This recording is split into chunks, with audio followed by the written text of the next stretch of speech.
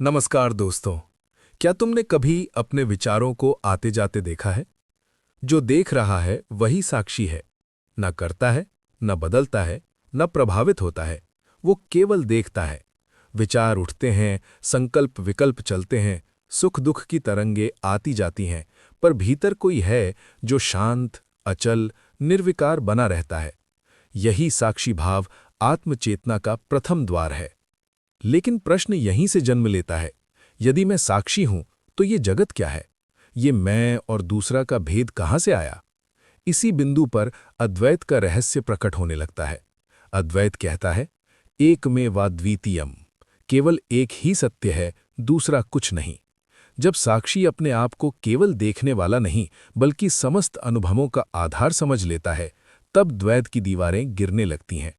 साधक देखता है कि जिसे वो मन कहता था वो भी दृश्य है, जिसे बुद्धि समझता था वो भी परिवर्तनीय है, यहाँ तक कि अहंकार भी एक उपाधि मात्र है। तब भीतर से एक सूक्ष्म अनुभूति उठती है, अहम ब्रह्मास्मि। साक्षी और ब्रह्म में कोई दूरी नहीं रहती। देखने वाला और देखा जाने वाला एक ही चैतन्य की अभिव्यक्ति बन जाते हैं। यहीं साक्षी और अद्वैत का मिलन होता है, जहां दृष्टा, दर्शन और दृश्य तीनों का विलय हो जाता है। शेष रहता है केवल शुद्ध चैतन्य, नित्य, शुद्ध, बुद्ध, मुक्त स्वरूप। परंतु ये अनुभूति केवल बौद्धिक समझ से नहीं आती। ये तब घटती है जब साधक निरंतर विवेक, वैराग्य और आत्मविचार के माध्यम से अपने वास्तविक स्वरूप में स्थित होने लगता है। और जैसे जैसे ये स्थिति गहराती है, एक और रहस्य उद्घाटित होता है। और जब साधक इस मौन साक्षी में स्थिर होने लगता है, तब एक अद्भुत परिवर्तन घटता है। पहले वो साक्षी को देखने वाला मानता था, पर अब अनुभव होता है कि साक्षी कोई अलग सत्ता नहीं, वही उसका स्वाभाविक स्वरूप है। ये अनुभव शब्दों से परे है, पर भीतर गूंजता है जैसे कोई अनाहत नाद, प्रज्ञानम ब्रह्म। अब साधना प्रयास नहीं रह जाती, बल्कि स्वाभाविक अवस्था बन जाती है। विचार उठते हैं, पर पकड़ नहीं बनती। भाव आते हैं, पर बंधन नहीं बनते। क्योंकि साधक जान चुका है, नेति नेति, ये भी नहीं, ये भी नहीं। जो बदल रहा है वो मैं नहीं, जो देख रहा है वही सत्य है। धीरे धीरे ये साक्षी भाव भी विलीन होने लगता है, क्योंकि जहां तक मैं साक्षी हूं की भावना है, वहां सूक्ष्म द्वैत अभी भी विद्यमान है। अद्वैत का अंतिम स्पर्श तब होता है जब ये भावना भी शांत हो जाए। तब न साधक रहता है, न साधना, न ज्ञाता, न ज्ञान, केवल शुद्ध सच्चित आनंद का अखंड विस्तार। यही है साक्षी और अद्वैत का परम मिलन, जहां अनुभव करने वाला स्वयं अनुभव बन जाता है। इसे ही वेदांत में कैवल्य, मोक्ष, आत्मनिष्ठा कहा गया है। यहां कोई उपलब्धि नहीं, क्योंकि जो प्राप्त हुआ वो सदैव से था। पर क्या ये स्थिति स्थायी रह सकती है? क्या संसार में रहते हुए भी ये अद्वैत भाव संभव है? जब ये अनुभूति स्थिर होने लगती है, तब जीवन का प्रत्येक क्षण एक गहन ध्यान में परिवर्तित हो जाता है। अब साधक संसार से भागता नहीं, बल्कि उसे लीला के रूप में देखता है। कार्य होते हैं, शब्द बोले जाते हैं, संबंध निभाए जाते हैं, पर भीतर अचल साक्षी में स्थित समत्वम बना रहता है। यही अद्वैत का वास्तविक परीक्षण है। पर्वत की गुफा में शांति पाना सरल है, पर बाजार के शोर में भी आत्मनिष्ठा बनाए रखना, यही परिपक्वता है। जब भीतर का चैतन्य स्पष्ट हो जाता है, तब हर चेहरा उसी एक सत्ता का प्रतिबिंब प्रतीत होता है। तब मैं और तुम का भेद धुंधला पड़ने लगता है। साधक अनुभव करता है, सर्वम खल्विदम ब्रह्म। जो कुछ भी है वही एक सत्य है। सुख आए तो वह साक्षी है, दुख आए तो भी वही साक्षी है। सफलता और असफलता दोनों तरंगे हैं, पर सागर अचल है। यही स्थित प्रज्ञता है, बाह्य परिवर्तन के मध्य आंतरिक अचलता। और धीरे धीरे ये समझ और गहरी होती है कि साक्षी को साधना नहीं पड़ती, क्योंकि वो कभी बंधा ही नहीं था। बंधन केवल अविद्या की कल्पना थी। जैसे ही ये आवरण हटता है, स्पष्ट हो जाता है कि अद्वैत कोई उपलब्धि नहीं, बल्कि स्वभाव है। अब प्रश्न उठता है, यदि सब ब्रह्म है, तो करुणा, प्रेम और सेवा का स्थान कहाँ है? क्या अद्वैत व्यक्ति को निर्लिप्त बना देता है, या वो और अधिक संवेदनशील हो जाता है? जब अद्वैत की अनुभूति हृदय में स्थिर होती है, तब करुणा स्वतः प्रस्फुटित होती है, क्योंकि अब साधक दूसरे को दूसरा नहीं देखता। वो जान चुका है, यह पश्यति स पश्यति। जो एकत्व को देखता है, वही वास्तव में देखता है। अब सेवा कर्तव्य नहीं रहती, वो स्वभाव बन जाती है। प्रेम प्रयास नहीं रहता, वो सहज प्रवाह बन जाता है। क्योंकि जब सब में वही एक आत्म तत्व है, तो किसी के दुख को अनदेखा करना संभव ही नहीं। अद्वैत व्यक्ति को निर्जीव नहीं बनाता, वो उसे अत्यंत सजग, अत्यंत संवेदनशील बना देता है। यहाँ एक सूक्ष्म परिवर्तन घटता है। पहले साधक साक्षी बनकर संसार को देख रहा था, अब वही साक्षी प्रेम के रूप में बहने लगता है। भीतर शुद्ध चैतन्य, बाहर करुणा का स्पंदन। यही ज्ञान और भक्ति का अद्भुत संगम है। और तब जीवन एक नई लय में प्रवेश करता है। कार्य होते हैं पर कर्तापन नहीं, संबंध निभते हैं पर आसक्ति नहीं, प्रेम बहता है पर अपेक्षा नहीं।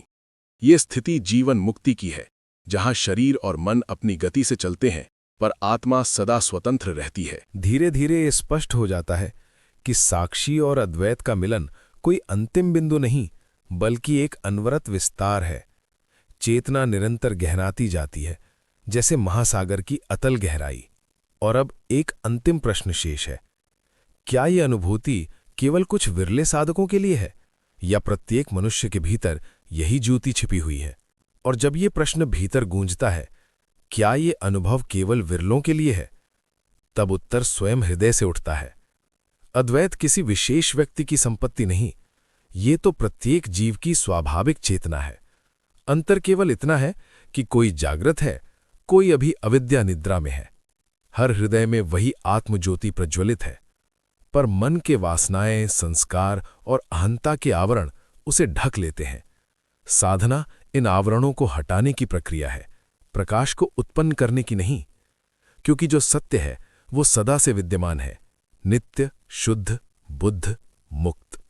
धीरे धीरे साधक समझने लगता है कि अद्वैत कोई दार्शनिक सिद्धांत नहीं, बल्कि प्रत्यक्ष अनुभूति है। जब वो अपने भीतर उठते प्रत्येक विचार को साक्षी भाव से देखता है, तब एक दूरी बनती है, और उसी दूरी में स्वतंत्रता का प्रथम स्पर्श मिलता है। फिर एक दिन ऐसा आता है जब ये दूरी भी मिट जाती है। साक्षी और दृश्य का भेद विलीन हो जाता है। शेष रहता है केवल एक अखंड चैतन्य प्रवाह, जहां न साधक है न साधना, केवल अस्तित्व का मौन संगीत। यही वो अवस्था है जहां जीवन और ब्रह्म में कोई भेद नहीं रहता।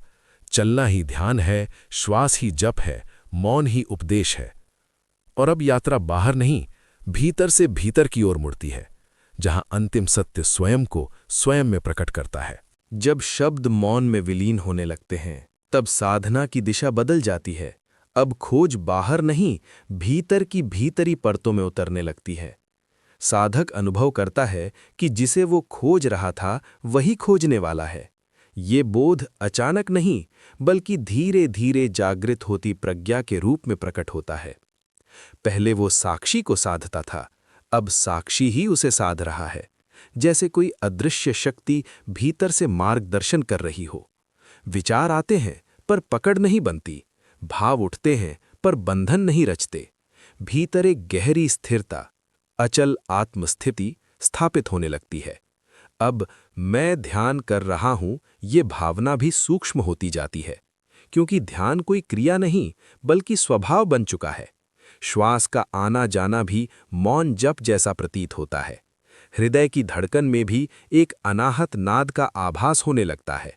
और फिर एक अत्यंत सूक्ष्म क्षण आता है जहां मैं शब्द अपनी पकड़ खो देता है। अहंता का केंद्र शिथिल पड़ जाता है। न कुछ प्राप्त करना शेष है, न कुछ त्यागना, केवल एक शांत विस्तार, सत चित आनंद का अप्रमेय आकाश। यही अद्वैत का गूढ़तन स्पर्श है। यहाँ साक्षी भी नाम मात्र रह जाता है, क्योंकि जहाँ द्वैत नहीं वहाँ साक्षी किसका। अब कथा अंतिम सीमा पर नहीं, बल्कि अनंत की ओर खुल रही है, जहाँ जीवन स्वयं ब्रह्म का उत्सव बन जाता है और हर श्वास कहती है मैं वही हूँ।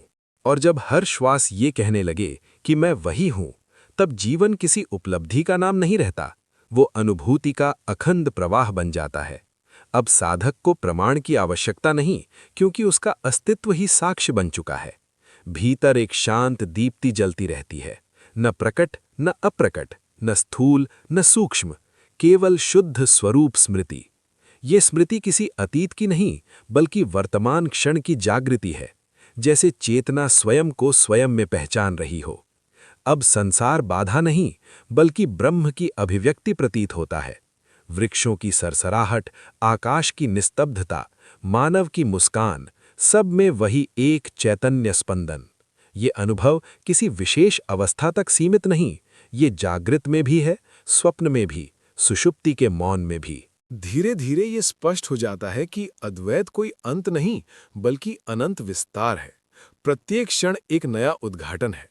साक्षी अब किसी साधना का विषय नहीं, बल्कि स्वभाव की सहजता है। और तब अंतिम रहस्य फुसफुसाता है। जिसे तुम खोज रहे थे, वो कभी खोया ही नहीं था। जिसे पाने की आकांक्षा थी, वो सदा तुम्हारा ही स्वरूप था। यहीं साक्षी और अद्वैत का मिलन पूर्ण होता है। पर पूर्णता भी यहां स्थिर नहीं, वो प्रत्येक क्षण स्वयं को नए प्रकाश में प्रकट करती रहती है।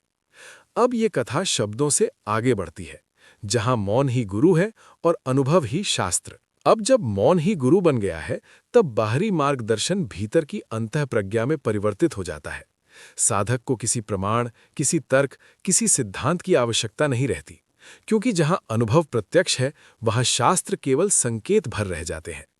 भीतर एक निरंतर जागरूकता, स्मृति रूप आत्मस्थिति बनी रहती है। चलते हुए भी ध्यान, बोलते हुए भी मौन, कर्म करते हुए भी अकर्ता भाव, यही अद्वैत की परिपक्वता है। अब जीवन को दो भागों में नहीं बांटा जाता, आध्यात्म और संसार दोनों एक ही चैतन्य धारा के दो नाम मात्र प्रतीत होते हैं। भोजन करना भी ध्यान है, सेवा करना भी ध्यान है, विश्राम भी ध्यान है, क्योंकि ध्यान कोई क्रिया नहीं, बल्कि स्वरूप में स्थित होना है। यहां एक अत्यंत सूक्ष्म सत्य प्रकट होता है। साक्षी को पकड़ना असंभव है, क्योंकि वही पकड़ने वाला है। अद्वैत को सिद्ध करना असंभव है, क्योंकि वही सिद्ध करने वाला है। और तब अंततः साधक मौन हो जाता है, न इसलिए कि उसके पास कहने को कुछ नहीं, बल्कि इसलिए कि जो सत्य है वो शब्दों से परे है। अब कथा यहां ठहरती नहीं, ये श्रोता के हृदय में प्रवेश करती है, जहां यदि एक क्षण के लिए भी मन शांत हुआ, तो वही मिलन साक्षी और अद्वैत का प्रत्यक्ष अनुभव बन सकता है। यहीं से तुम्हारी अपनी यात्रा प्रारंभ होती है, क्योंकि जो सुन रहा है वही सत्य है। और अब जब सुनने वाला स्वयं को सुन ले, तब यात्रा किसी दिशा में नहीं चलती, वो भीतर ही भीतर गहराती जाती है। एक सूक्ष्म जागरूकता हर क्षण में विद्यमान रहती है। आंखें देखती हैं, पर भीतर कोई अचल है। मन सोचता है, पर भीतर कोई निर्विचार है। यही साक्षी चैतन्य है, जो न जागृत में बंधता है, न स्वप्न में उलझता है, न सुषुप्ति में लुप्त होता है। धीरे धीरे ये स्पष्ट होने लगता है कि अद्वैत कोई अनुभव विशेष नहीं, बल्कि सभी अनुभवों का आधार है। जैसे आकाश बादलों से प्रभावित नहीं होता, वैसे ही आत्मा विचारों से स्पर्शित नहीं होती। तब भीतर से एक गहन स्थिरता जन्म लेती है। असंगोहम, मैं असंग हूं। अब साधक को कुछ त्यागने की आवश्यकता नहीं, क्योंकि त्यागने योग्य कुछ है ही नहीं। सब कुछ उसी एक ब्रह्म तत्व की विविध अभिव्यक्ति है। भेद केवल दृष्टि का था, वस्तु का नहीं। और जब ये दृष्टि पूर्ण रूप से निर्मल हो जाती है, तब एक मौन आनंद स्वयमेव प्रकट होता है, ना कारण से, ना परिणाम से, केवल अस्तित्व के कारण। यही स्वानुभूति है। अब ये कथा समाप्त नहीं होती, ये श्रोता के अंतर में प्रवेश करती है। यदि अभी इसी क्षण तुम अपने विचारों को देख सको और उस देखने वाले को पहचान सको, तो साक्षी और अद्वैत का मिलन दूर नहीं, क्योंकि सत्य कभी दूर था ही नहीं। वो कभी है, यही है, और तुम ही हो। अब इस अभी में ठहरो। यहीं अद्वैत का द्वार है। भूत स्मृति है, भविष्य कल्पना है, पर वर्तमान ही चेतना का प्रत्यक्ष स्पर्श है। जब मन एक क्षण के लिए भी अपनी दौड़ रोक देता है, तब भीतर जो शेष रहता है वही आत्मतत्व है। न नाम, न रूप, न कथा, केवल साक्षी प्रकाश। धीरे धीरे अनुभव होने लगता है कि ये साक्षी किसी प्रयास से उत्पन्न नहीं हुआ, वो तो हर अनुभव में पहले से ही उपस्थित था। विचार आया, वो जानता था। विचार गया, वो जानता था। श्वास आई गई, वो जानता रहा। यही चिदाकाश है, चेतना का असीम आकाश। और जब इस चिदाकाश में स्थिरता आती है, तब अद्वैत कोई दार्शनिक चिंतन नहीं रहता, वो प्रत्यक्ष अनुभूति बन जाता है। अयम आत्मा ब्रह्म, जो भीतर है वही बाहर है, जो सूक्ष्म है वही विराट है। अब साधक समझता है, बंधन कभी वास्तविक था ही नहीं, केवल पहचान की भूल थी। ये भूल मिटते ही जीवन का प्रत्येक क्षण पवित्र हो उठता है। चलना भी ध्यान, मौन भी ध्यान, कर्म भी ध्यान, क्योंकि अब करने वाला अलग नहीं रहा। यहीं साक्षी और अद्वैत का मिलन पूर्ण चक्र बनाता है। आरंभ भी वही, अंत भी वही। अब ये शब्द तुम्हें नहीं ले जाएंगे, केवल तुम्हारी अपनी जागरूकता ही अगला द्वार खोलेगी। एक क्षण रुक कर देखो, जो देख रहा है वही सत्य है। अब और भी सूक्ष्म हो जाओ। देखने की भी आवश्यकता नहीं, केवल होने में विश्राम करो। क्योंकि जब तक मैं देख रहा हूं कि हल्की सी भी तरंग है, तब तक एक सूक्ष्म द्वैत शेष है। अद्वैत का अंतिम स्पर्श तब होता है जब देखना भी सहज हो जाए, बिना दावे के, बिना प्रयास के। भीतर जो निष्पन्द शांति है, वही तुम्हारा वास्तविक आधार है। वही आत्मस्वरूप जो न जन्म लेता है, न क्षीण होता है। शरीर परिवर्तनशील है, मन चंचल है, बुद्धि सीमित है, पर जो इन सब को प्रकाशित कर रहा है, वो स्वयं अपरिवर्तनीय है। उसमें ठहरो। तुम पाओगे विचार उठ रहे हैं, पर तुम नहीं हिलते। भाव बह रहे हैं, पर तुम नहीं डूबते। समय बीत रहा है, पर तुम कालातीत हो। यही असंगता अद्वैत का द्वार है। और जब ये असंगता प्रेम में बदलती है, तब जीवन विरोधाभास नहीं, समन्वय बन जाता है। भीतर मौन, बाहर सहज कर्म। भीतर शून्यता, बाहर पूर्णता। अब अंतिम संकेत सुनो। अद्वैत को पकड़ना मत, साक्षी बनने का प्रयास भी मत करो। बस इस क्षण में जागो और पहचानो, जो जाग रहा है वही नित्य है। यही विश्राम है, यही मिलन है, यही तुम स्वयं को स्वयं में पा लेते हो। धन्यवाद।